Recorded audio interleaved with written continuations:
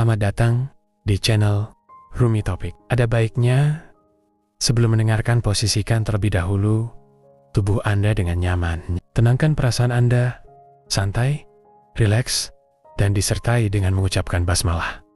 Selamat mendengarkan. A'udzubillahi minasyaitonirrajim. Bismillahirrahmanirrahim. Robbi a'udzubika min hamazati sayatin wa a'udzubika robbi ayahdurun. Robbi shrahli sodri wa yassirli amri wahlul 'uqdatam min lisani yafqahu qauli. Assalamualaikum warahmatullahi wabarakatuh. Alhamdulillahirabbil alamin, segala puja-puji milik Allah Subhanahu wa taala yang atas rahmat karunia kasih sayangnya. Alhamdulillah siang hari ini kita dikumpulkan di tempat yang mulia ini. Pertama-tama mari kita sama-sama doakan siapapun yang menjadi jalan pertemuan kita di siang hari ini senantiasa mendapatkan keberkahan dari Allah Subhanahu wa taala. Amin.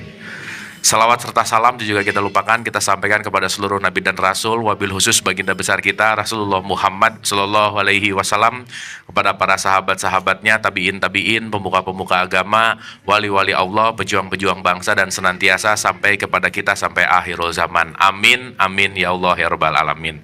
Ibu bapak sehat semuanya? Alhamdulillah. Pertama-tama kita tepuk tangan dulu buat sahibul bait, hatur nuhun Pak Yus sama Ibu Dece yang selalu menyediakan tempatnya, rumahnya untuk kita belajar bareng. Karena Mas Zaim, saya mengkategorikan orang yang datang ke pengajian tuh ada dua tipe. Yang pertama nebeng makan siang. Nah, yang kedua emang mau belajar gitu. Nah, tapi di sini kayaknya 70-30 sih. Ya, yang 70 nebeng makan siang. Yang 70 ya. Oke. Baik Ibu dan Bapak, sebelum kita mulai, oh iya, kita tepuk tangan dulu dong juga buat bintang tamu kita siang hari ini, Mas Zaim. Datang jauh-jauh dari Jerman, dari apa katanya tuh? Konstanz. Yang ini kita langsung kirim dari Jerman ya, pakai paksal ya. Ya, dan hari ini kita akan kajian dengan berbahasa Jerman, Ibu Bapak ya. Nah, biasanya kan Arab ya, sekarang kita pakai bahasa Jerman lah ya. Baik, sebelum kita mulai, kita hening dulu sejenak, santai dan rileks untuk hadir utuh di sini saat ini, agar masa depan kita nggak terlalu sibuk, masa lalu kita nggak terlalu sibuk, supaya apa nanti yang akan dititipkan, dialirkan melalui Mas Zaim, kita bisa menyerapnya dengan baik, dan yang paling pasti bukan hanya menempel sebagai pengetahuan, tetapi kita kontribusikan dalam sebuah akhlak dan perilaku. Santai dan rileks, hening, Al-Fatihah. Auzubillah.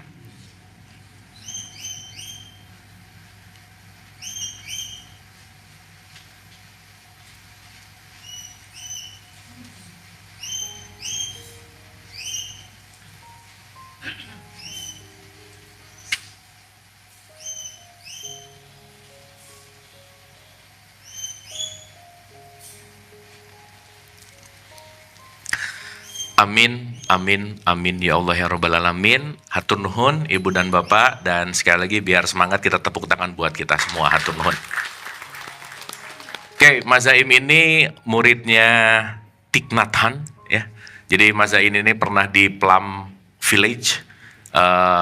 Mungkin Ibu Bapak kalau pernah tahu ada satu guru Zen yang namanya Thich Nhat Hanh. Beliau adalah guru agung lah ya, yang saya rasa membawa banyak sekali wisdom, dan beruntung Mas Zaim pernah jadi murid langsungnya, bisa ngobrol bareng, dan saya rasa saya ngasih judul siang hari ini sebetulnya super mindfulness Mas Zaim. Jadi di tengah-tengah chaotic gitu ya, di tengah-tengah gonjang-ganjingnya yang sekarang ini saya rasa lagi super hektik. 2 hari ini Jakarta, Senayan Kemang 3 jam Mas Zaim ya. Terus banjir lah apa, wah ini pokoknya lagi hektik luar biasa. Pertanyaannya adalah bagaimana kita menjaga ketenangan di dalam kekeosan gitu. Karena saya rasa duality yang namanya chaos ini kita nggak akan pernah selesai, dan ketenangan itu nggak pernah juga dikaitkan dengan external world kita, tetapi dengan internal world kita. Jadi poinnya mungkin saya rasa nanti sebelum kita berdialog, karena ini forum dialog, forum bersama-sama belajar gitu, dan audiens di sini Mas Zaim level-levelnya udah log 10.000 ya, udah top-top lah gitu kira-kira. Jadi pakai bahasa-bahasa dalam juga kayaknya nggak ngerti juga sih gitu ya. Ini kajian udah 14 tahun Mas Zaim.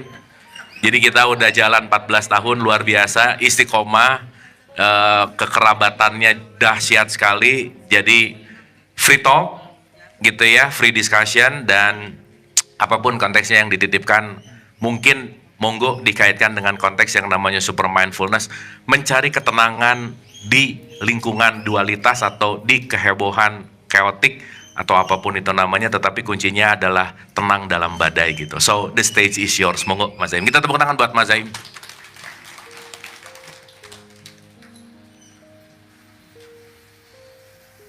Bismillah. Assalamualaikum warahmatullahi wabarakatuh. Alhamdulillah wa syukrulillah wa ni'matillah wa la hawla wa la quwwata illa billah. Yang saya muliakan Sohibul Bait, Kang Abu selaku Ustadz yang sangat keren, menginspirasi banyak orang, menyampaikan pesan-pesan damai, pesan-pesan universal dengan bahasa yang sangat mudah dipahami, dari generasi sebelum A sampai generasi setelah Z. Juga teman-teman sekalian di sini yang hadir dan menyempatkan diri untuk bisa bersilaturahmi bersama-sama di sini. Saya sangat bersyukur, merasa terhormat juga bisa diundang dan hadir di sini, apalagi bersebelahan dengan Kang Abu. Karena dari Kang Abu saya juga berkenalan dengan banyak orang, dari melalui dialog positif dulu Kang Abu ya. Dan saya juga pertemuan yang Februari lalu, meskipun saya hanya sebentar saja, saya juga menyampaikan bahwasanya komunitas-komunitas, perkumpulan-perkumpulan seperti ini sangat-sangat diperlukan di bangsa kita, di masyarakat kita, di mana teman-teman sendiri sudah memiliki keterbukaan hati, keterbukaan pikiran untuk bisa belajar tentang universalitas spiritual. Jadi ini sangat-sangat mulia, sangat-sangat diperlukan di tengah masyarakat kita.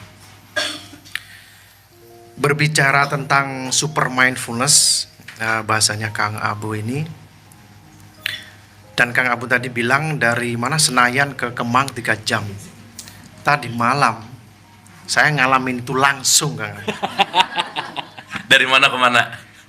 Dari tim Taman Ismail Marzuki mau ke ada satu omah budaya, omah Ulangreh, itu di sekitar Jakarta Selatan, saya tepatnya kurang tahu. Itu 3 jam. Berangkat jam 6 itu nyampe jam 9. Saya selalu menghindari traveling di Jakarta. Saya selalu berhenti gitu, ada teman mau ketemu, kesini kamu gitu kan. Dan yang bulan ini kena saya 3 jam lagi gitu kan. Nah, menariknya itu ketika macet, saya tetap bisa mengamati orang-orang di luar mobil saya, karena mobilnya nyaman, ber-AC gitu kan. Banyak sekali orang-orang yang di luaran sana, yang mereka yang mengumpulkan sampah, dan itu hujan kan Kang Abu. Para Gojek, hujan-hujan masih harus ngejar penumpang gitu. Dan tentu saya bukan bersedih atas nasib mereka, tetapi saya belajar banyak dari orang-orang seperti ini, di mana semangat dan kegigihan itu harus terus dijaga dalam kondisi apapun. Nah, menarik sekali ketika kita terjebak di dalam macet seperti itu, kita nggak maju nggak bisa, mundur nggak bisa, kan? Mau maju kena, mundur kena, samping kena, ya kan, kanan kiri kena. Meskipun mobilnya teman saya itu atasnya itu ada atap yang bisa dibuka, saya nggak bisa mencolot ke atas gitu kan, karena saya bukan Superman. Jadi ya mau nggak mau, ya udah meditasi aja. Nah, tentu dalam meditasi 3 jam di dalam mobil itu, pada satu titik ada rasa kebosanan, ada rasa marah. Marahnya ya kepada siapapun, kepada orang-orang di pemerintahan, kepada ini nih. Kalau sudah marah seperti itu kan, marahnya kan kita lempar kemana-mana kan. Betul. Namun ketika kita sudah pernah latihan tentang mindfulness, kemarahan, kekhawatiran, kebencian yang di dalam mobil 3 jam itu tidak kemudian menguasai kita. Memang dari waktu ke waktu ya muncul, tapi kemudian ya balik lagi kepada saat ini, mengamati nafas, melihat sekeliling, gitu kan. Dia muncul lagi, ya terus seperti itu memang tugasnya. Nah, itulah kesadaran, itulah mindfulness, yaitu kita dibimbing untuk selalu menyadari apa yang terjadi di dalam diri kita. Mengembangkan kesadaran itu adalah hal pertama yang bisa kita lakukan. Hal pertama yang bisa kita ambil manfaatnya itu adalah menyadari what's going on inside of us. Menyadari apa yang terjadi dalam diri kita. Dari hal sederhana dari fisik kita. Oh, saat ini saya sedang duduk. Saat ini saya sedang berdiri. Masuk lagi ke dalam ranah kebatinan. Saat ini ada kemarahan. Saat ini ada kejengkelan, ada kekhawatiran. Nah, semuanya ini adalah saudara-saudara kita. Ketika kita memposisikan mereka semua ini sebagai musuh, sebagai sesuatu hal yang negatif, itu kita sudah mengundang perasaan-perasaan negatif lainnya untuk muncul juga. Jadi jengkel karena macet, terus muncullah kemarahan kita. Sehingga mobil yang tadinya nyaman, kursinya empuk, ber-AC gitu kan, bebas dari hujan, seperti wajan yang minyaknya itu panas gitu kan, klesotan aja kita. Padahal BMW gitu ya. Padahal BMW kan mentulnya itu kalau ada polisi tidur itu nggak kerasa gitu kan. Beda kalau angkot, kalau nggak ada polisi tidur aja jebrak gitu kan suaranya itu, dan kita bisa kelihatan. Nah, di sini pentingnya berlatih atau mengembangkan kesadaran. Dalam hal ini adalah berlatih mindfulness itu sebelum peristiwa-peristiwa ini terjadi. Jadi itu yang harus kita latih. Seorang pemain teater sebelum dia naik ke panggung, pasti dia akan ada latihan. Gladi resik 1, gladi resik 2. Kemudian ketika naik panggung mereka sudah siap. Begitu pula ketika mereka naik panggung ada kesalahan, mereka akan improvisasi itu. Nah, sama juga dengan berlatih kesadaran, berlatih mindfulness. Jangan menunggu kita ada masalah dulu baru kemudian berlatih. Ya tidak apa-apa. Mungkin permasalahan itu adalah sebuah jalan, sebuah pintu kita untuk masuk ke dalam latihan berkesadaran. Namun ketika kita sudah tahu bahwa latihan ini bermanfaat bagi kita, ya kita bisa mengalokasikan waktu kita di dalam keseharian ini untuk berlatih latihan ini. Jangan kemudian kita sudah, teman-teman di sini udah sering ikut retreatnya Kang Abu 1 kali, kemudian macet, wah kok masih marah-marah ini, gak manjur ini latihannya gitu kan. Nah, setelah selesai retreat ya wes, gak dijaga lagi, gak di maintenance. Rumah ini bisa begitu indahnya itu karena di maintenance, dirawat, ya kan, dibersihin, catnya diperiksa, karena di maintenance. Begitu pula dengan latihan mindfulness kita, latihan berkesadaran kita. Kesadaran kita itu harus kita asah terus menerus. Kalau mengutip hadis Nabi itu kan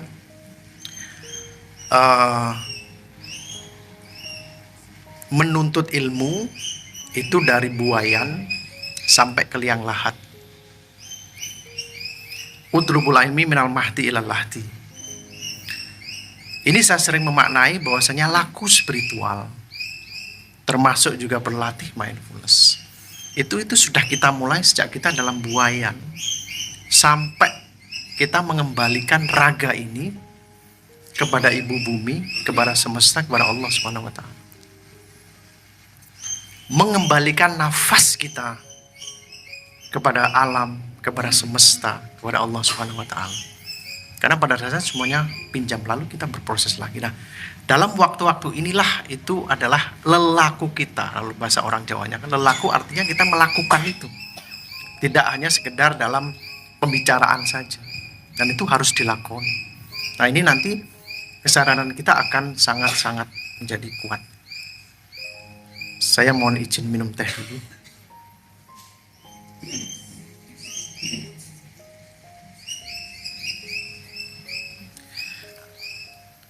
Ada 4 hal yang harus kita perhatikan ketika kita ingin berlatih mindfulness.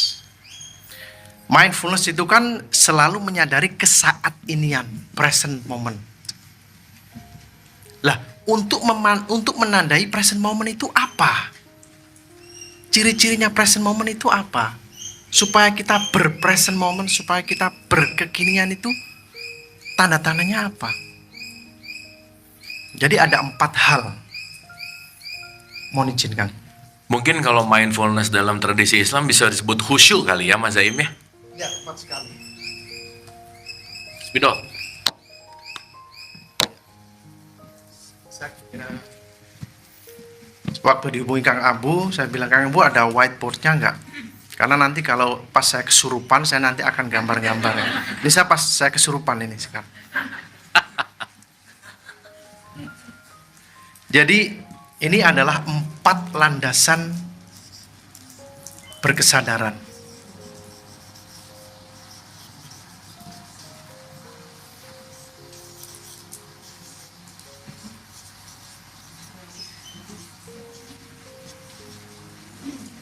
Empat landasan berkesadaran. Yang pertama, sadar akan raga atau tubuh kita.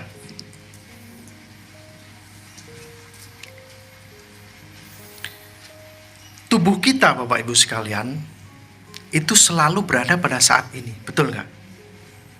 Pernah nggak tubuh kita mau ke pengajiannya Kang Abu itu kan, udah naik mobil, loh tubuh saya ketinggalan, nggak ada kan?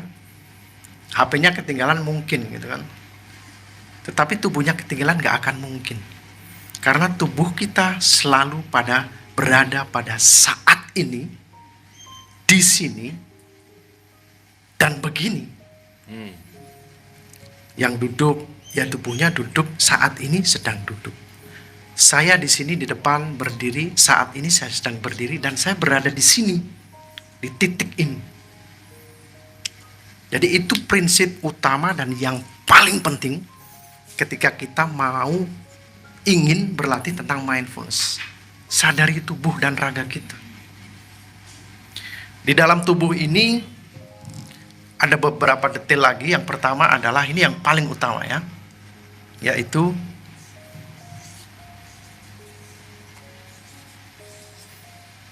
nafas kita. Nafas kita pun demikian Bapak Ibu sekalian. Dia juga selalu berada saat ini dan di sini. Nafas kita berembus masuk, keluar. Itu berada di sini dan saat ini. Tidak mungkin nafasnya kemarin gitu kan, hari ini nggak bernafas, ya almarhum. Kita tidak patut lagi disebut sebagai manusia, tapi jenazah. Nah, nafas ini itu tidak permanen. Nafas adalah menyimbolkan impermanen, ketidakkekalan. Dia masuk, tidak selamanya itu masuk sampai besok enggak. Dia masuk pada satu titik, keluar lagi. Dia masuk, keluar lagi. Artinya apa? Kita itu hanya meminjam setiap saat. Nafas masuk, nafas keluar. Terus seperti itu. Dari awal kita lahir dari ibu, rahim ibu, PR pertama seorang bayi itu dia harus mampu bernafas. Pertama kali itu yang menentukan kehidupan dia. Nafas pertama itulah yang menentukan hidup seorang bayi. Kalau dia gagal, dia tidak bisa lanjut. Nah, sejak saat itu kontrak pertama itu sampai kemudian kita mengembalikan lagi. Nah, di sini nafas kan 24 jam. Ada yang nafasnya cuma sampai jam 8 kemudian istirahat, ada nggak di sini? 24 jam non-stop. Tapi berapa kali kita menyadari bahwa kita ini bernafas? Jadi itu yang pertama. Kita sadari saja nafas masuk, nafas keluar. Kita itu akan seperti ditarik kembali untuk hadir pada saat ini. Yang selanjutnya adalah dari tubuh ini ya. Postur tubuh. Tadi saya sudah menjelaskan, saat saya kena macet 3 jam, saya menyadari tubuh saya sedang duduk. Sadari semuanya. Nafas saya masuk dan keluar. Saya berada di sini. Ketika saya udah tergerus di dalam amarah saya, ketika saya tergerus dalam kekhawatiran saya, itu kita sudah traveling. Tidak lagi berada pada saat ini. Jadi menyadari postur tubuh kita itu penting. Yang terakhir adalah gerak.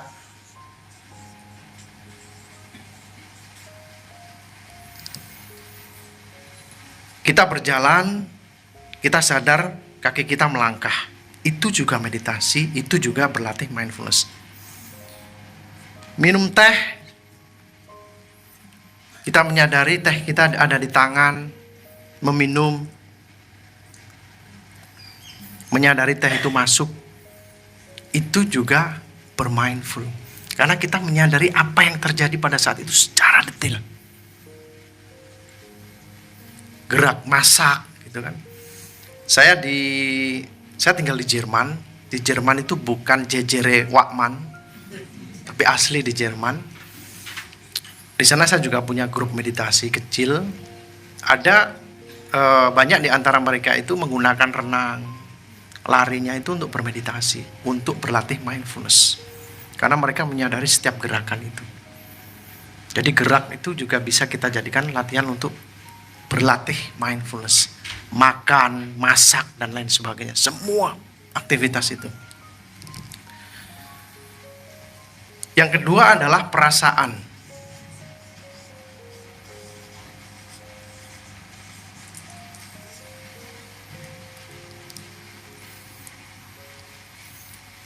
Pertama, kita masuk dulu dari ranah ragawi kita.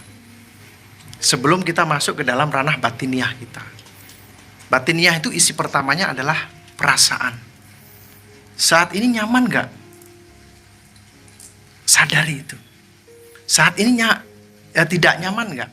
Sadari itu. Nah, berlatih berkesadaran ketika kita sudah sampai pada pengamatan, menyadari segala macam bentuk perasaan, kita nanti akan terbantu untuk terbebas dari rasa diskriminatif terhadap segala macam bentuk perasaan-perasaan kita. Kalau ada perasaan gak nyaman, kita sadari. Efeknya apa? Kita bisa nerimo dengan penuh kesadaran yang akibatnya kita akan bersabar. Kalau itu sebuah rasa nikmat, perasaan enak, kita akan bisa lebih menyadari, lebih kuat lagi perasaan itu. Tadi saya datang, itu kan ditawarin macam-macam lah. Saya ingin nyambil saja. Kemudian di pojok sana saya lihat ada onde-onde.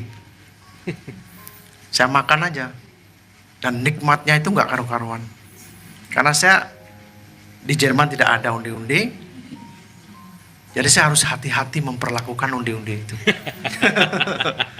Penuh rasa syukur gitu kan. Nggak ada ini. Bahkan kalau kita renungkan bagaimana tukang onde-onde itu bisa meletakkan biji wijannya itu. Satu onde-onde itu berapa hari ibu-ibu ya. Satu-satu itu. Itu diukur. Jaraknya itu diukur. Kalau kita mau lebay.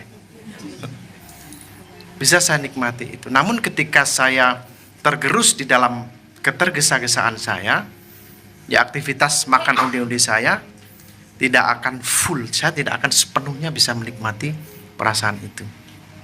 Nah, di sini kita akan terbebas dari rasa diskriminatif itu. Dan kita akan memahami lebih dalam bahwasanya ya kehidupan itu ups and down. Maunya lempeng aja gitu kan kita. Tapi nggak akan bisa. Dengan begitu pemahamannya adalah ya udah, kalau memang dalam down kita akan sadari dan kita akan hati-hati. Begitu pula ketika kita bahagia, ada rasa nikmat, rasa syukur itu akan tumbuh dengan otomatisnya. Karena kita benar-benar menghargai perasaan itu. Yang ketiga adalah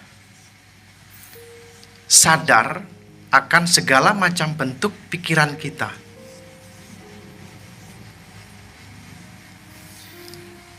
Ini sangat kreatif sekali.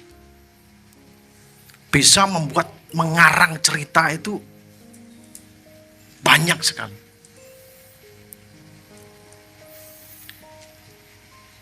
Ketika pagi hari, itu kan kita semua di sini berkeluarga, tiba-tiba pasangan kita, suami istri kita nyelonong aja di depan kita. Wah, jengkel. Satu gitu kan, jengkel. Taruh aja di sini jengkel. Jengkel ini akan memprovokasi pikiran. Nah, pikiran ini kreatif. Dia mengarang cerita. Dasar kemarin sudah saya gitu. Terus gitu kan, terus. Dan akhirnya dari kreativitas pikiran-pikiran negatif ini memunculkan perasaan-perasaan negatif lainnya. Kalau ibu-ibu lebih kreatif nggak Mas Im? Sama aja. Oh, sama aja. Sama aja. Ibu-ibu mungkin lebih ekspresif ya. Oh. Kalau bapak-bapak itu lebih dipendem. Oh. Pendem, aliran kebatinan dipatin. Akhirnya jadi penyakit. Nah, itu ketika pikiran ini sangat kreatif. Nah, kita juga tidak bisa membuang pikiran itu ketika lagi santer-santernya. Kita tidak bisa berhenti pikiran, gak bisa.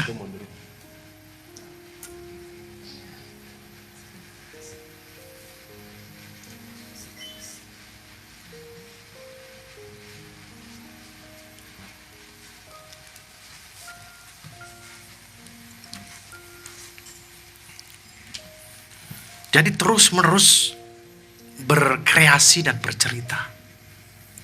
Kemudian kita berusaha untuk menghentikan pikiran itu. Nggak akan bisa. Mengapa? Karena pikiran itu bukanlah kita dan bukan milik kita. Kalau itu milik kita, kita bisa kasih order. Berhenti lu, berhenti. Tapi kita ingin berhenti pikiran negatif ini nggak bisa. Bisa nggak? Nggak bisa, susah. Karena dia bukan milik kita. Dia adalah bagian dari diri kita. Nanti kita akan jelaskan lebih detail lagi. Yang terakhir adalah menyadari keterhubungan antara ketiga hal ini juga termasuk hal-hal di luar diri kita.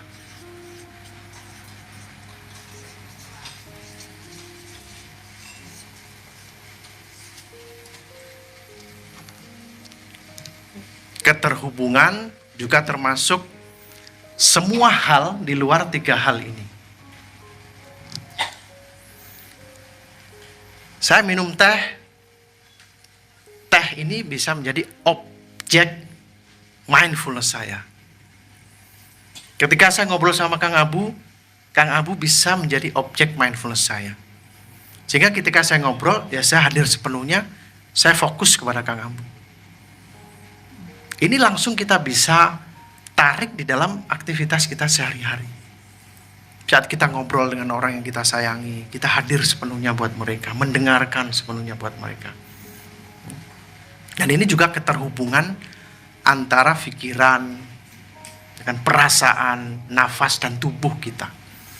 Nah, ketika banyak hal ini menyatu, nah itu kan seperti sikap di dalam tradisi timur, itu kan anjali atau bermanembah seperti ini itu adalah menyimbolkan raga dan batin kita itu manunggal dalam satu kesatuan di sini dan saat ini. Itulah kemanunggalan yang sebenarnya bagi seorang praktisi mindfulness itu harus terus-menerus dikembangkan. Nah, keempat hal ini teman-teman, ini adalah hal yang sangat penting ketika kita ingin berlatih tentang mindfulness. Ukurannya hanya ini, sederhana sekali. Kita bisa lakukan itu. Tidak perlu hal-hal yang muluk-muluk. Ketika kita masih ada tubuh ini, masih ada kesempatan untuk berlatih mindfulness. Ketika nafas ini masih mengalir, masih ada kesempatan untuk berlatih mindfulness. Jadi, saat kesadaran itu sudah mulai menyatu dengan nafas, menyatu dengan raga, menyadari segala macam hiruk pikuk pikiran dan perasaan kita, itulah yang kata Kang Abu itulah super mindfulness. Macet, kondisi di luar mempengaruhi perasaan kita, jengkel. Namun kesadaran kita sudah bisa menangkap ada kemarahan. Gambarnya seperti ini.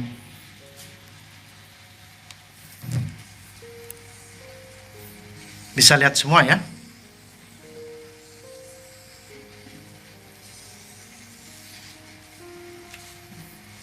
Katakanlah ini adalah gudang kesadaran.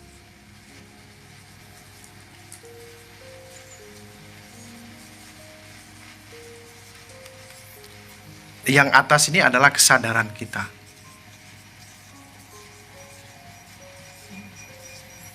Di dalam gudang kesadaran ini kita menyimpan semuanya.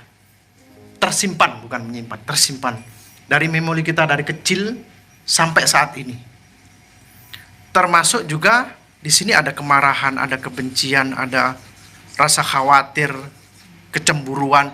Namun juga ada mindfulness, kesadaran, cinta kasih, toleransi, pemahaman akan kehidupan. Nah, di sini adalah kesadaran kita. Saat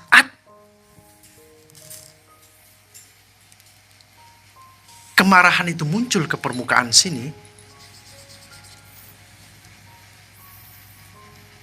di sanalah ketika kita itu diliputi dengan amarah.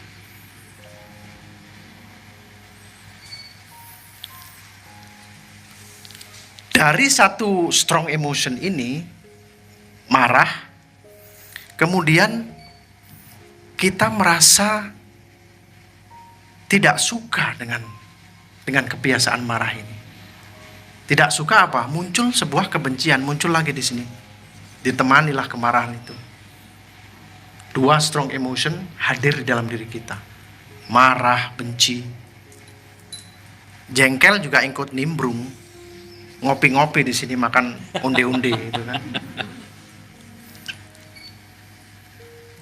Bapak Ibu sekalian, kemarahan, kebencian, kejengkelan itu adalah energi. Ini bisa mengendalikan kita. Saat kita marah, saat orang marah, saat kita marah, seringkali kita tidak terkendali. Piring melayang, psh. Sendok kita bikin akrobat. Tapi setelah itu, kita menyalahkan makhluk lain. Tadi kesurupan aku. Makhluk lain disalahin. Kasihan kan mereka. Nah, padahal ini dari dalam diri kita. Lalu ketika terjadi hal seperti ini, yang sering dilakukan adalah mencoba untuk menahan ini. Ditahan, dipaksa untuk masuk. Tidak bisa. Karena ketika kita ditahan, artinya kita itu seperti seolah-olah sabar gitu kan. Tapi kemarahan itu masih ada. Nah, berlatih mindfulness itu adalah alternatif cara bagaimana pertama kita mengenali ini itu bukan musuh kita. Ini juga bukanlah diri kita. Tapi mereka itu adalah bagian dari diri kita. Lalu kita harus mampu menghadirkan energi kesadaran dari sini. Mindfulness itu harus muncul. Sehingga si mindfulness ini akan menyadari strong emotion ini, di mana mindfulness ini juga sebuah energi yang ada dalam diri kita yang sifatnya itu memeluk. Jadi dia tidak marahin, tidak ngusir. Kalian bertiga enak aja makan pisang goreng gitu kan. Tidak. Tapi ada apa nih? Ngobrol yuk. Karena energi mindfulness ini adalah energi yang soft, energi yang mengembrace, energi yang memeluk, merangkul. Maka perlahan-lahan ketika hal ini kemudian sungkan, malu, dia balik lagi ke sini. Ya wes lah, tak mulai lagi. Oke. Namun ketika amarah itu muncul dengan kuatnya, kemudian kita menghadirkan kesadaran, nafas, menyadari tubuh, menyadari marah itu sendiri. Kita tidak perlu menunggu amarah itu balik lagi ke rumahnya. Tetapi yang terjadi apa? Sudah ada balance di sini. Yaitu apa? Kesadaran kita. Ketika ada balance apa? Kita tidak lagi di drive, tidak lagi disetir oleh amarah kita. Sudah ada energi kesadaran yang hadir di sana. Nah, disinilah pentingnya kita untuk selalu mengundang energi kesadaran, energi cinta kasih itu untuk selalu hadir di dalam ranah kesadaran kita. Caranya seperti apa? Berkumpul dengan orang-orang yang di sini termasuk Jakarta Selatan ya. Bahasa Jakarta Selatannya itu se-vibe-nya, se-vibrasinya, yang memiliki niatan yang sama, yang memiliki keinginan yang sama untuk mengembangkan kesadaran. Nah, kalau kita sudah ketemu seperti ini, kita itu akan terbangkitkan kesadaran itu. Muncullah dia ke permukaan. Sehingga alam kesadaran ini di dalam dalam bahasa Inggris itu kesadaran di sini itu sebenarnya mind ya. Kalau ini sebenarnya mindfulness. Nah, di dalam kesadaran kita itu tidak selalu kosong. Kosong artinya apa? Sewaktu-waktu marah itu datang, dia kemudian tidak mudah sekali menguasai ranah kesadaran kita. Dan kita mudah dikuasai. Namun kita sudah mengembangkan kesadaran kita itu selalu berada di sini. Karena dia bukan satpam, dia bukan bodyguard yang bisa mendepak siapa saja, tetapi dia adalah seperti seorang ibu yang mencoba menenangkan anak bayinya itu untuk berhenti menangis. Ibu-ibu di sini kalau dulu masih punya bayi itu kalau nangis, diam lu. Kan nggak gitu. Kasih aja handuk gitu kan, sebuah enggak kan. Tapi yang kita lakukan adalah mengambil bayi itu, kita gendong, dan kita tidak memaksa dia untuk berhenti secepatnya. Namun dari energi kasih sayang ini, si bayi itu pasti merasakan itu. Nah, sama juga dengan sahabat kita atau saudara kita yang bernama marah, khawatir, takut, sedih.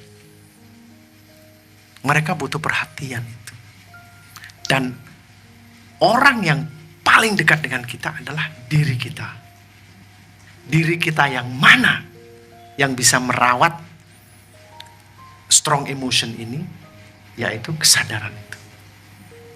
Nah, disinilah hadirnya sebuah Kang Abu tadi bilang super mindfulness itu. Jadi orientasi hidup kita itu akan sepenuhnya pada bagaimana kesadaran saya akan berkembang setiap hari, setiap saat, terus menerus. Karena berlatih berkesadaran atau berlatih mindfulness itu tidak hanya mengantarkan kita pada kondisi relaksasi, meredam amarah saja, tetapi lebih jauh dari itu. Karena mindfulness sendiri itu adalah tool atau alat, sarana untuk kita masuk ke dalam laku spiritual yang lebih dalam. Dari kesadaran itu. Karena di dalam tradisi sufi kan, siapa yang mengenal dirinya, dia akan mengenal Tuhannya dengan lebih baik. Nah, mindfulness itu mengajak kita untuk mengenal diri kita dengan lebih baik. Tanpa adanya diskriminasi terhadap segala macam fenomena yang ada dalam batin kita. Termasuk trauma-trauma kita, termasuk masa lalu kita yang hingga saat ini masih kita bawa kemarahannya. Masa lalu kita yang hingga saat ini kita bawa kebenciannya. Mereka semua adalah bagian dari diri kita. Dan butuh perhatian kita. Nah, mindfulness itu menjawab tantangan-tantangan ini. Sehingga tradisi ini sudah 2000 tahun yang lalu dipraktekkan oleh para pertapa-pertapa kuno, para guru-guru spiritual kita. Sampai saat ini pun masih relevan. Karena yang diomongkan itu bukan sesuatu yang di luar diri manusia, tetapi yang ada dalam diri manusia. Komponen-komponennya ya podo ae kata orang Jawa, sama saja. Kalau kita selalu berbicara tentang dual, sekarang banyak sekali media sosial, dulu nggak ada, gitu kan. Sekarang banyak sekali kendaraan, dulu tidak ada. Namun sekarang nafas ya tetap sistemnya masuk keluar, tidak ada yang nyamping ke kiri ke kanan kan, sama saja. Dan semua manusia, semua hewan, makhluk bernafas dalam udara yang sama. Atau mungkin di sini ada yang nafasnya pakai pasir, sama. Orang dulu juga punya amarah, kita juga. Orang dulu juga mengalami kesedihan, kita juga. Orang dulu mengalami kecemburuan, kita juga. Orang dulu memiliki cinta kasih yang tanpa batas, kita juga mampu. Orang dulu memiliki toleransi, kita juga mampu. Sama. Oleh sebab itu, cara kuno ini masih selalu relevan di dunia yang modern seperti ini. Termasuk 3 jam dari Taman Ismail Marzuki ke Jakarta Selatan. Masih kita bisa praktekkan hal itu. Mungkin itu cukup dulu dari saya, bisa dilanjut dengan ngobrol-ngobrol. Oke, boleh tepuk tangan dulu dong, Ibu dan Bapak. Keren, Mas Zaim. Ini kita dapat satu penjelasan mudah ya dari Mas Zaim bahwa 4 landasan berkesadaran itu adalah satu konteks tentang raga dan tubuh, perasaan, pikiran, dan keterhubungan gitu. Ibu dan Bapak mungkin habis ini kita akan dialog ya, cuman saya ada beberapa dulu Mas Zaim yang mungkin kita akan perdalam gitu. Mas Zaim, ini masih banyak banget orang yang mempertanyakan apa sih kesadaran itu gitu Mas Zaim. Kan kita ngomong-ngomong nih ya, berkesadaran. Kan kalau mungkin gampangnya kalau ada spidol, ini barangnya gitu kira-kira. Kalau misalnya ada jagung, ya ini barangnya gitu kira-kira. Nah, pertanyaannya adalah, kalau kesadaran tuh ya barangnya yang mana sih? Seperti apa? Dan konteks esensi saat kita udah masuk ke level kesadaran tuh seperti apa gitu? Monggo, Mas Zaim. Terima kasih Kang Abu. Mantap Kang Abu kalau kasih pertanyaan ya. Kalau saya bicara minum, saya ingin minum, Bu Deje. Reaksi Bu Dici apa? Tanya balik, minum apa? Kalau saya mau Bu Dici, saya mau makan. Makan sepatu. Kan nggak mungkin jawab itu. Mau makan apa? Kesadaran itu selalu dibarengi dengan pertanyaan yang sama. Sadar akan apa?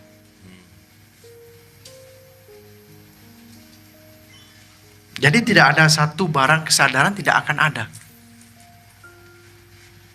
Kesadaran perlu ada objeknya, baru dia akan muncul kesadaran. Kesadaran akan tubuh kita. Akan muncul kesadaran terhadap tubuh kita. Kesadaran akan melihat. Akan muncul objek-objek yang kita lihat. Kesadaran akan nafas, mindful breathing. Objeknya nafas, masuk dan keluar, dibarengi dengan kesadaran itu. Saya bilang tadi kesadaran adalah energi. Nafas kita, semua di sini sepakat nafasnya 24 jam tanpa henti. Namun jarang sekali kita menyadari bahwa kita bernafas. Nafas seperti ini adalah nafas survive. Hanya untuk survive saja, supaya hidup aja, urip aja. Lu masih hidup? Masih bernafas? Masih. Udah, selesai. Namun ketika nafas itu dibarengi dengan kesadaran, mindful breathing, sadar akan nafas, ini yang tidak hanya super mindful, tapi inilah super nafas. Oke. Karena super nafas ini membantu kita untuk hadir di sini, membantu kita untuk jeda, membantu kita untuk manunggal dengan kesaat inian. Kalau kita sudah manunggal dengan kesaat inian, ya, rahmat Allah itu kita akan lihat dan rasakan dengan sangat jelas. Oke. Tidak perlu menunggu kita punya BMW, tidak perlu menunggu adanya uang segepok, tidak perlu menunggu kita pergi ke puncak di atas bukit menikmati pemandangan. Tetapi kita sudah bisa menyadari rahmat Allah itu ada sekeliling kita. Lalu kita bisa bersyukur dengan sangat natural sekali. Kita bisa mengagumi apapun, subhanallah. Subhanallah, itu kan zikir yang dalam itu kan ketika kita tersentuh kekaguman kita. Lalu muncul subhanallah, subhanallah, subhanallah. Nafas, nikmatnya nafas ini masuk dan keluar. Alhamdulillah, alhamdulillah, alhamdulillah. Jadi selalu kesadaran itu dibarengi dengan kesadaran akan apa. Saat kita berbicara dengan orang yang paling kita cintai, kita sadar kita menghadapi dia, sadar akan orang tersebut. Lalu kita bisa sepenuhnya hadir buat orang itu. Mendengarkan dengan mendalam keluh kesah yang dia rasakan. Dan kesadaran seperti ini akan selalu mengantar kita pada present moment. Present moment itu apa?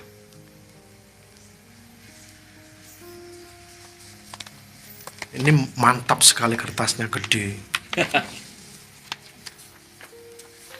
Super kertas.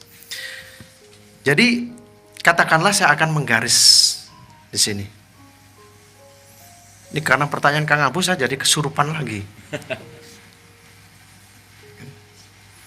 Ini adalah masa depan kita. Ini adalah masa lalu kita.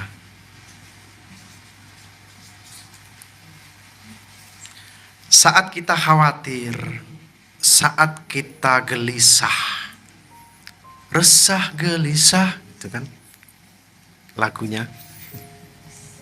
Itu pasti topiknya itu dua hal ini. Masa lalu tentang masa depan. Oke. Di Indonesia sekarang musimnya mangga. Istri saya kemarin sudah wanti-wanti, pokoknya bawa mangga yang banyak. Setiap lewat jalan, saya selalu ingin berhenti beli mangga karena murah dan bagus-bagus. Setelah lewat timbul penyesalan saya. Duh, kenapa tadi nggak beli gitu kan? Hal yang sudah lewat. Gelisah. Masa kecil kita banyak sekali contoh mereka-mereka yang pernah dibully saat sekolah. Terbawa hingga saat ini. Padahal peristiwanya sudah lalu. Lalu kita enaknya saja, udahlah lupakan saja itu, gitu kan. Tidak bisa. Tidak bisa. Saat kita khawatir gitu kan, waduh, anak saya nanti kayak apa, gitu kan, akan kayak apa. Padahal saat ini dia fine-fine aja, main, bahagia-bahagia, tapi kita sudah mengkhawatirkan. Yang akhirnya apa? Aduh nah, kamu janganlah, kamu jangan main-main ke sana ya, gitu. Orientasi kita di sini. Dua kutub waktu ini, Bapak Ibu sekalian, itu bukan kehidupan. Itu adalah masa lalu dan masa depan kita. Kehidupan itu adanya di mana? Di sini, pada present moment ini. Nafas kita bernafasnya di sini atau di sini? Di present moment. Tubuh kita tidak terletak di sini atau di sini, tapi di sini. Saat kita marah, saat kita jengkel, saat kita jatuh cinta, itu juga di sini.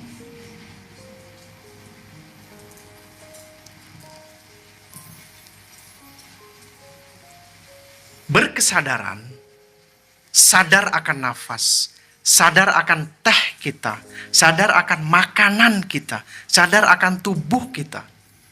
Itu selalu mengajak kita untuk berada di sini dan saat ini, untuk mengalami kehidupan yang lebih dalam. Untuk menjalani kehidupan kita lebih khusyuk, bahasanya Kang Abu tadi. Sehingga saat kita berjalan, kita tidak lagi berada di masa lalu atau masa depan. Kita berada pada saat ini. Kaki kiri kita melangkah, kaki kanan kita melangkah. Saat kita makan pun demikian. Selalu diajak untuk ke sini. Nah, yang saya katakan bahwa mindfulness itu adalah sebuah alat atau sebuah sarana untuk kita masuk ke dalam spiritual yang lebih dalam adalah di dalam kesaat inian itu kita akan ditarik masuk lebih dalam ke ranah batiniah kita.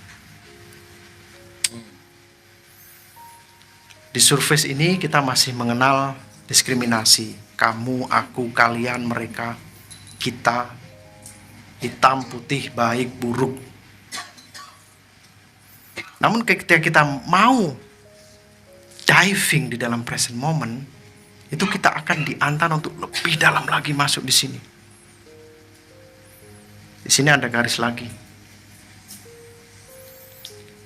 Tataran ini itu adalah tentang ranah batiniah kita. Di sana kita akan bertemu dengan kemarahan kita. Kita akan bertemu dengan masa lalu kita yang menyakitkan maupun menyenangkan. Kita akan bertemu dengan luka-luka batin kita. Kita akan bertemu dengan memori-memori. Kita akan bertemu dengan kesadaran kita. Kita akan bertemu dengan cinta kasih kita. Nah, ketika ini sudah masuk di luar diri kita, ini adalah ketidakterbatasan.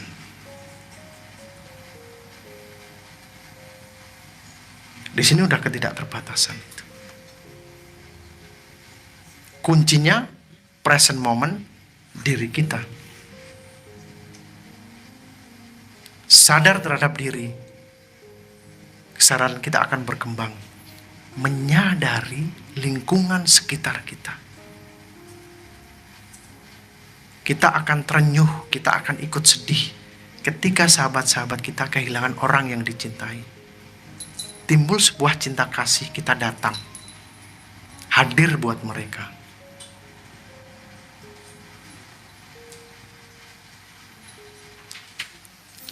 Bahkan kita tidak terbatas pada manusia. Ketika kita melihat kucing, anjing di comberan, muncul rasa cinta kasih itu.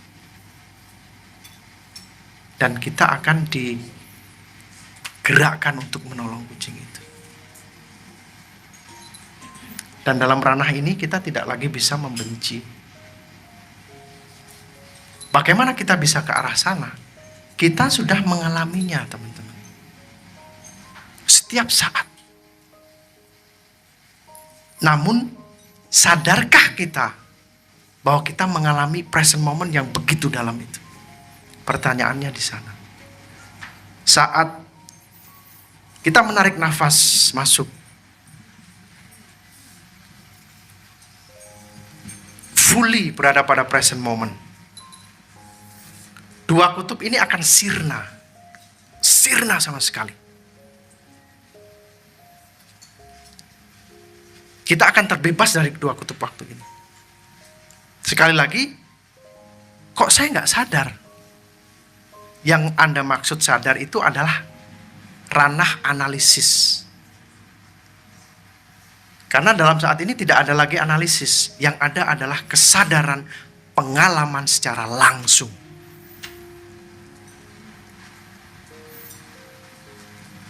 Saya suka durian, saya makan durian. Banyak teman-teman saya di Jerman, durian saja nggak tahu. Deso, gitu kan. Jerman, deso. King of fruit, gitu. Nggak tahu kalian.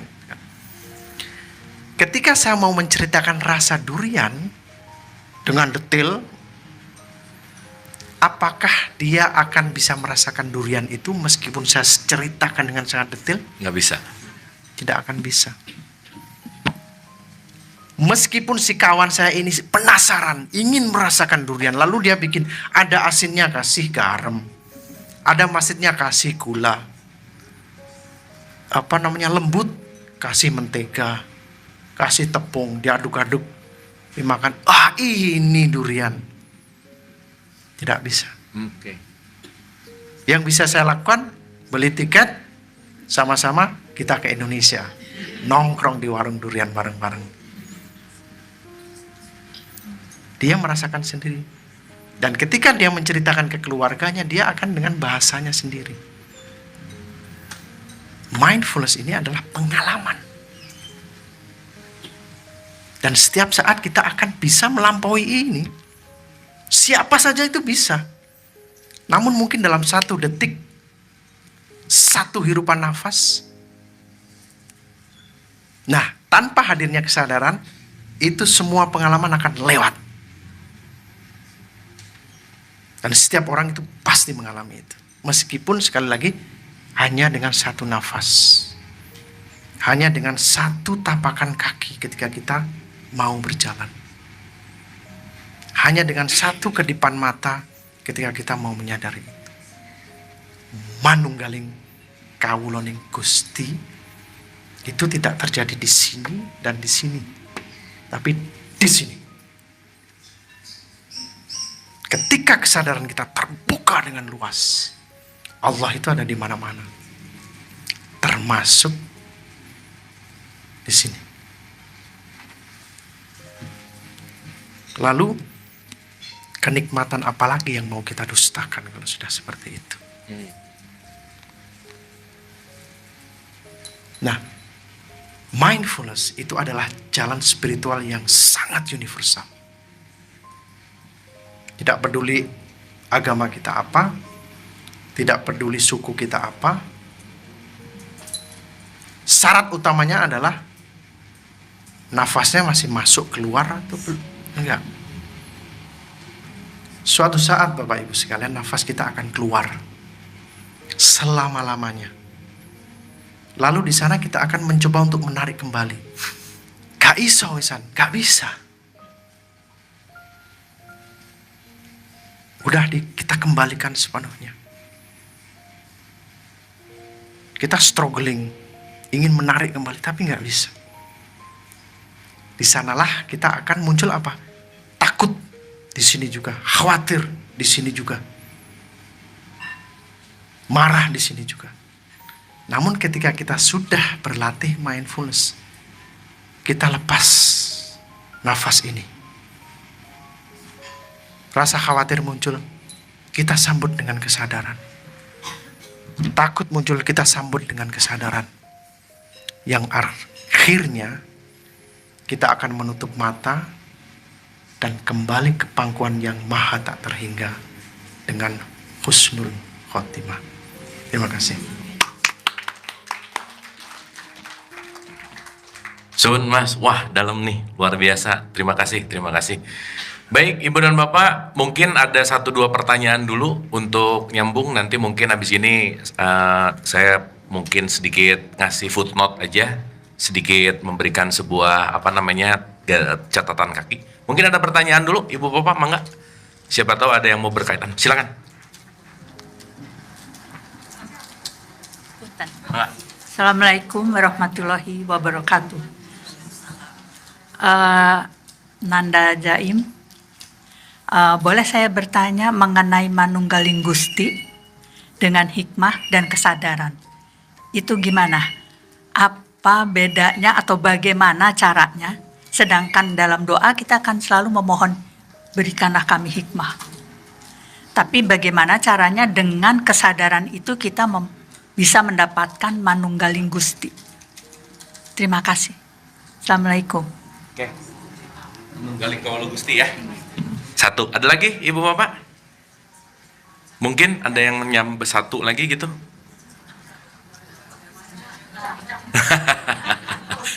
Ayo dah. Itu dulu Mas Zaim, ini juga kayaknya dalam nih dan bagus. Apa sih mungkin kita mulai dari Manunggaling Kawula Gusti itu seperti apa, mengalaminya seperti apa, dan bagaimana kita terus ada di dalam konteks itu gitu. Monggo Mas Zaim. Terima kasih atas pertanyaannya, sangat dalam dan berat sekali.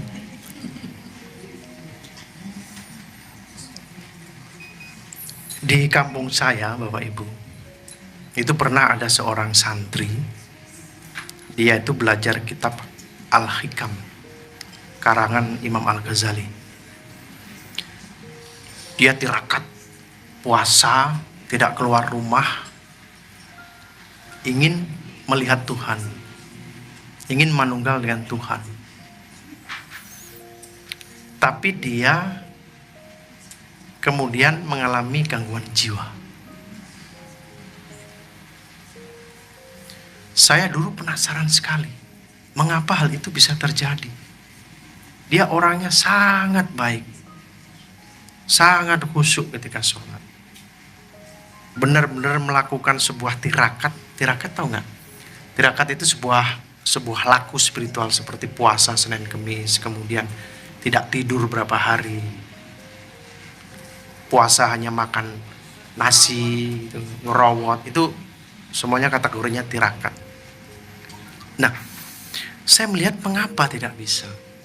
Saya tidak menemukan jawabannya waktu itu, saya masih kecil. Ketika saya udah dewasa, saya kemudian teringat si tetangga ini. Katakanlah saya tinggal di Jerman. Kemudian ada salah satu jamaah di sini main ke tempat saya. Katakanlah pula saya orangnya deso, tidak punya HP, tidak punya internet. Lalu salah satu jamaah bilang, Mas Jaim, di Indonesia itu ada ustadz yang sangat spesial. Wajahnya cakep, ngomongnya enak, penyampaiannya sederhana tapi dalam. Tuh tahu kan? Kalau yang nggak tahu deso ya.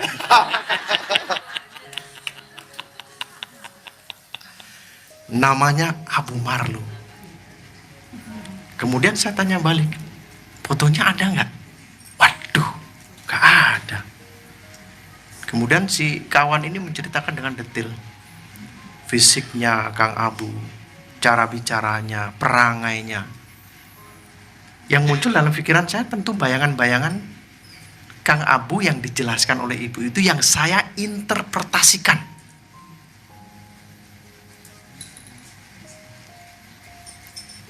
Si ibu ini pulang bertahun-tahun, kata-kata Abu Marlo itu kan melekat dalam diri saya. Wajah, bentuk tubuhnya juga melekat dalam diri saya, hasil kreasi pikiran saya. Lalu timbul sebuah keinginan besar dalam diri saya. Saya ingin ketemu si Ustadz ini.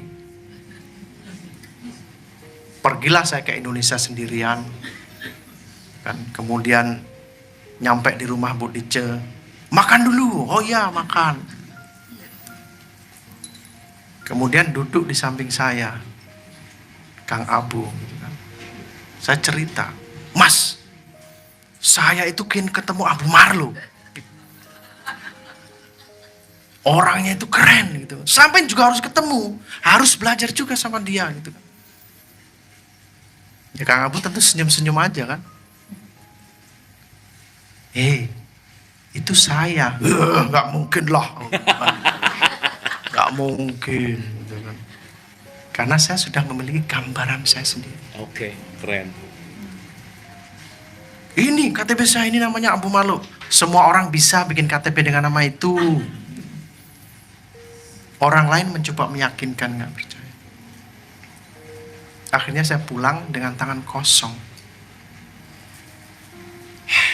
Tadi Kang Abu, gitu kan, nyata karena saya terlalu fanatik dengan cara pandang saya terhadap Kang Abu, pintu hidayah itu tidak terbuka. Meskipun saya diiming-imingi Harley Davidson-nya, saya tetap kekeh Kang Abu bukan dia.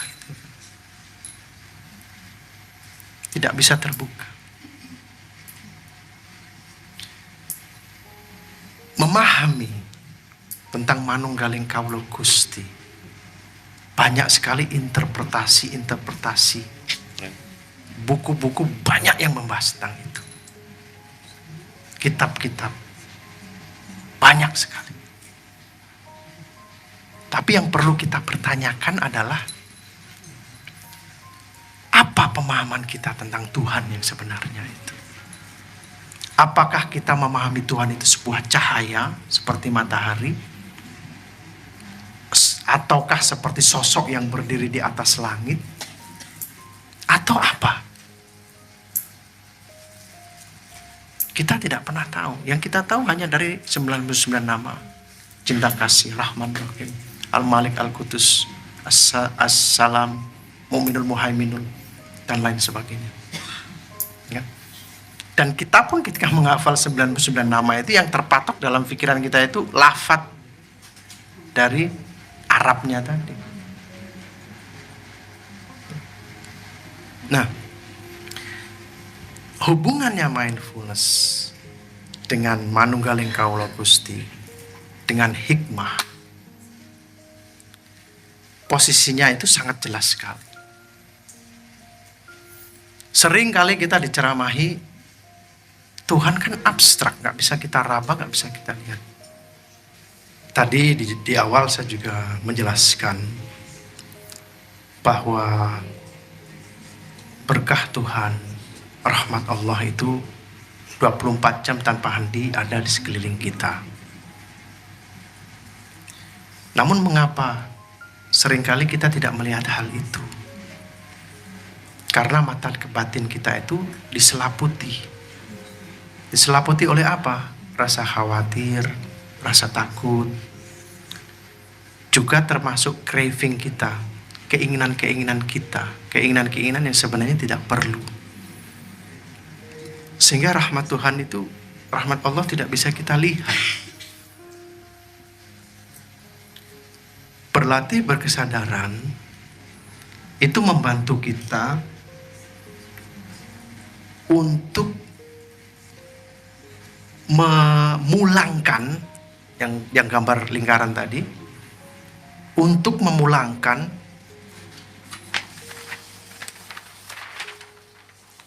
rasa khawatir tadi untuk pulang ke rumahnya, sehingga di sini yang ada hanya kesadaran.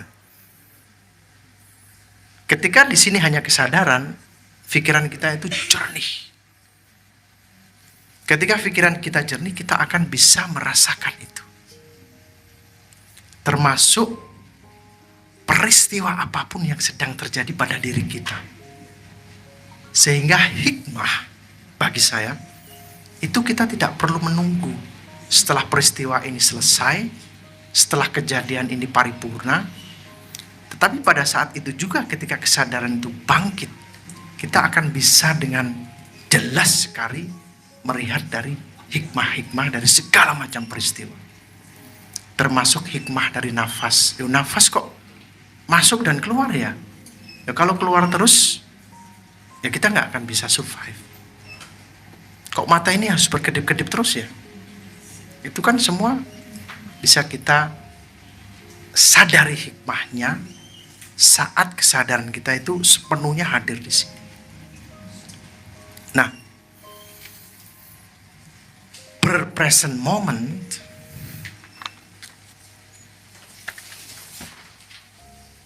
garis ini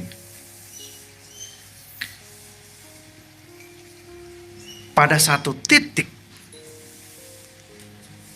saat kita bernafas, kita tidak lagi bisa melihat saya sedang bernafas. Kita tidak bisa lagi melihat nafas ini masuk dan keluar. Namun kita bisa merasakan dan mengalami yang ada itu hanyalah nafas masuk dan keluar. Yang menggerakkan nafas kita siapa?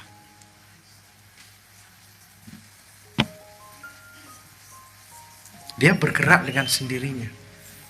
Kalau dalam biologi bisa dijelaskan sedemikian rupa. Kalau kita telusuri, siapa yang menggerakkan nafas ini?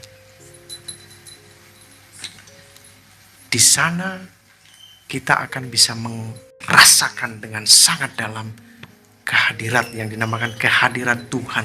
Kehadiran Tuhan itu ada pada saat ini. Saat itulah ego kita itu lebur.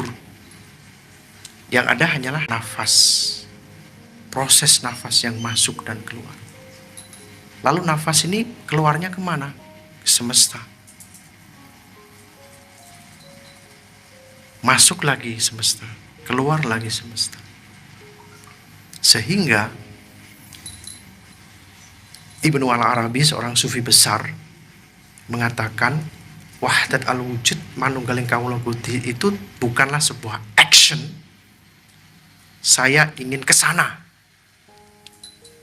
Tapi itu adalah sebuah realization, penyadaran bahwa kita ini adalah bagian dari yang maha tak terhingga. Prosesnya kita bukan manunggal secara aktif, tetapi kita menyadari itu. Terima kasih. Anggaplah ini ombak di lautan.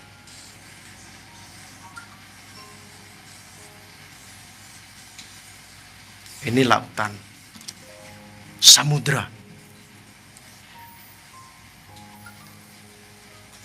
Si ombak kecil ini tanya, jiwa sejati saya itu apa sebenarnya, Mbah? Kan yang lebih sepuh. Jiwa sejati kamu itu ya air dan samudra. Air dan samudra itu kayak apa? Ya kayak kamu. Masa gitu kan. Suatu saat simbahnya ini kembali lagi. Dia tidak mati. Tapi dia menyatu dengan air laut, dengan samudra itu. Namun si kakak seperguruannya ini tidak perlu menunggu mati untuk bisa menyadari bahwa dia adalah samudra. Dia cukup ini untuk masuk ke dalam present moment. Prinsip pertama adalah stop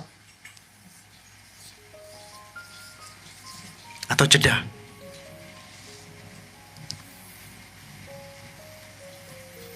Ketika dia mau berjeda, dia tidak usah melihat ke sekelilingnya. Karena dia bagian dari samudra luas itu, yang dia lihat adalah dirinya sendiri. Menutup mata, membuka kesadaran, Masya Allah. Iya ya, saya ini samudra yang luas itu. Tanpa dia berjeda dan berstop dan berada pada saat ini, terus sibuk kayak setiap hari gitu kan. Ada tetangganya yang baru ngecat rumah, wah sibuk kita. Bangun tidur, kita sibuk lagi. Bangun tidur sudah ada rencana mau makan apa.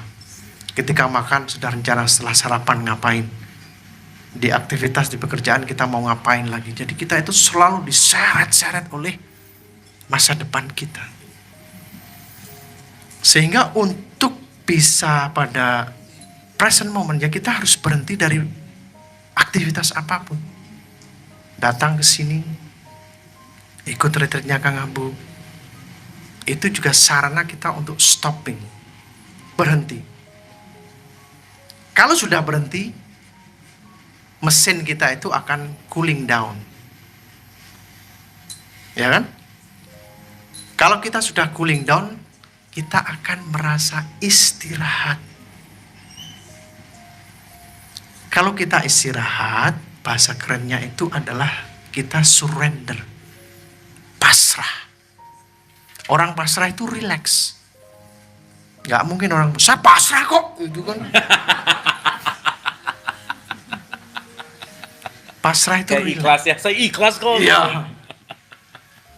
Dia relax. Nah, setelah dia relax, setelah dia istirahat, jalannya adalah pada kesembuhan batin kita. Healing. Ketika healing inilah, kita akan melampaui ini, teman-teman. Dan kita tidak akan menjadi samudra. Karena kita sendiri itu adalah samudra. Yang ada hanyalah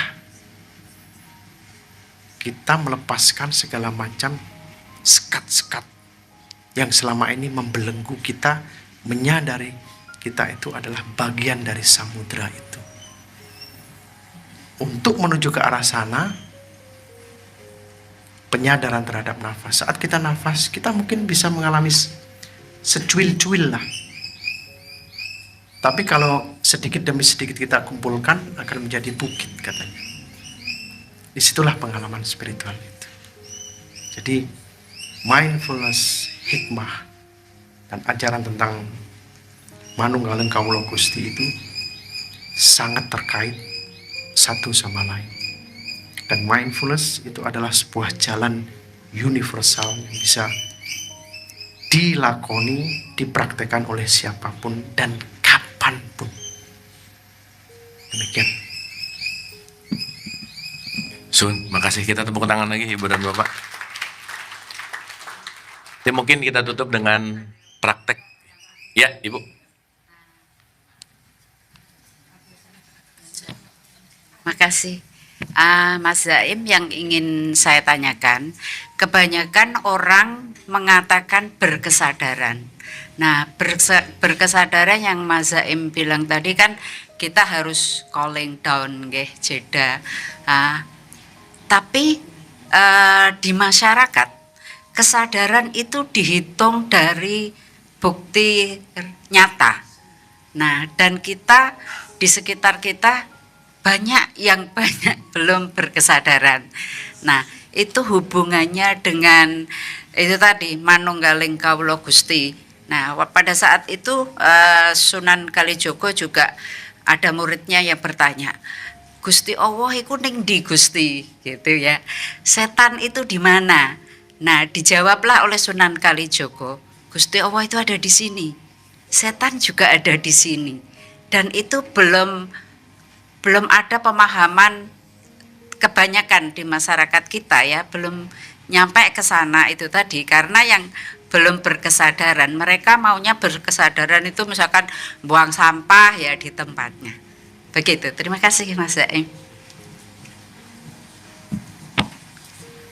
Aplikasinya mungkin Mas Zaim. Monggo Mas untuk ditanggapi. Ya. Kalau kita berbicara tentang kesadaran membuang sampah, itu juga sebuah bentuk kesadaran. Namun dalam ranah spiritual, ya seperti yang saya jelaskan ini, kesadaran berspiritual. Kesadaran membayar pajak. Itu juga kesadaran. Tapi konteksnya sadar akan apa? Bayar pajak. Patuh terhadap lalu lintas, sadar membuang sampah pada tempatnya. Itu juga kesadaran.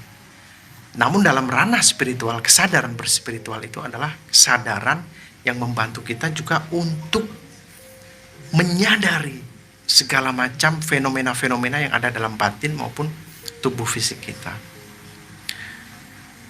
Kalau sebelum kita berlatih berkesadaran secara spiritual, kita sudah membuang sampah nih pada tempatnya. Saat kita berlatih berkesadaran secara spiritual, membuang sampah kita itu sudah seperti saat kita itu sholat. Khusyuk sekali. Jadi tidak hanya kesadaran karena oh ya sadar lingkungan, tidak. Tapi karena dibarengi, dimotivasi oleh kesadaran yang begitu besar. Cinta kasih pada lingkungan. Itu akan semakin kuat. Kesadarannya seperti itu. Nah, praktek dalam di dalam keseharian kita sederhana sekali. Karena guru saya Master Thich Nhat Hanh selalu bilang, laku spiritual itu bukan sesuatu yang ada di langit sana. Bukan sesuatu yang terpisah dari diri manusia. Bukan sesuatu yang jauh, yang muluk-muluk. Saat kita minum teh di pagi hari, dengan penuh kesadaran, ini akan menjadi sangat spiritual. Saat pagi hari, kita ingin melepas putra-putri kita yang mau bekerja, mau mengembara ke negeri orang, kita peluk mereka dengan kesadaran kita. Itu sangat spiritual. Saat kita mau mendengarkan keluh kesah sahabat kita tanpa mematahkan apapun yang dia katakan, deep listening, mindful listening, mendengar dengan berkesadaran, itu juga laku spiritual. Jadi mindfulness itu bukan lari dari dunia. Justru sebaliknya, kita itu menyelam lebih dalam di dalam kehidupan kita di dunia ini. Oleh karena itu, saat kita masak, kita sangat menghargai aktivitas itu. Dan lebih dalam lagi, saat itu misi jiwa saya sedang memasak. Maka saya akan lakukan sepenuh hati. Saya akan lakukan dengan sepenuh cinta saya. Karena misi jiwa saya di sini. Petani saat merawat tanamannya, ketika dia menyadari ini adalah misi jiwa dia untuk bertani, dia akan bertani dengan penuh kesadaran. Dia akan merawat tanaman dengan penuh cinta kasih.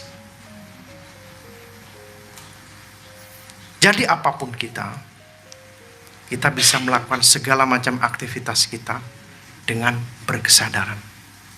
Saat kita mampu melakukan segala macam aktivitas dengan berkesadaran, itulah laku spiritual yang nyata, yang bisa kita bawa ke dalam kehidupan kita yang paling sederhana. Terima kasih. Thank you Mas Zaim, terima kasih. Mungkin karena waktu juga, saya boleh kasih sedikit footnote Ibu Bapak? Boleh ya, untuk kasih footnote sedikit, nanti mungkin kita akan meditasi bareng sama Mas Zaim. Oke, saya mungkin mau nge-recap Ibu Bapak dari apa yang disampaikan. Sekali lagi boleh tepuk tangan buat Mas Zaim, suun sangat Mas, dalam banget. Aku boleh tak ganti posisi sambil coret-coret? Lagi kesurupan. Ya, ngelihat Mas Zaim kesurupan jadi pengen ya. Oke, Ibu Bapak, saya mau menggambarkan hal yang sederhana aja. Anda telah menonton video ini hingga di penghujung video. Semoga video ini bermanfaat untuk Anda, serta dapat menjadikan diri Anda lebih baik dari hari kemarin. Nantikan video kami selanjutnya. Terima kasih.